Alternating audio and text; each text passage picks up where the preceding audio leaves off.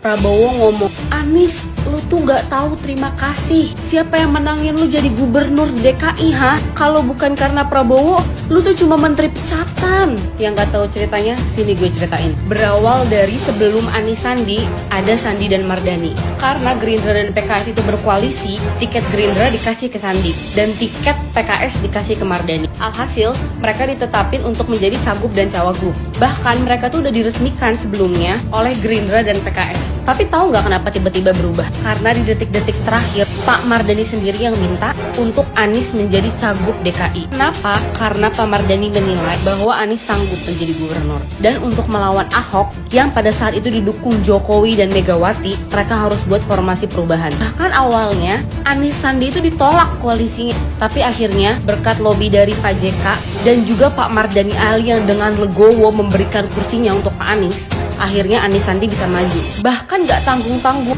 setelah ngelogoin kursinya untuk Pak Anies, Pak Mardani menjadi ketua tim pemenangan Anies Sandi. Kalian bisa baca di bawah sini. Jadi yang minta Anies naik jadi gubernur itu PKS dan Pak Mardani Alisera. Pak Prabowo hanya menerima nama dari PKS. Bahkan Pak Prabowo sendiri yang bilang Panglima pemenangan Anies Sandi adalah Mardani Alisera. Pak Mardani Alisera aja gak pernah gembor-gembor tuh Anies punya hutang budi sama dia. Malah apa yang dikatakan Pak Mardani? Anies gak punya hutang budi kepada siapapun kecuali rakyat Jakarta yang memilihnya. Kelihatan bukan siapa yang pamrih dan tulus? Untuk itu mari kita buat apresiasi kepada Pak Mardani yang sudah menjadikan Pak Anies sebagai gubernur dan sekarang juga mendukung Pak Anies untuk menjadi presiden. Buat warga Jakarta Timur, bisa banget kalian pilih Pak Mardani sebagai DPRI Jakarta Timur. Saatnya perubahan.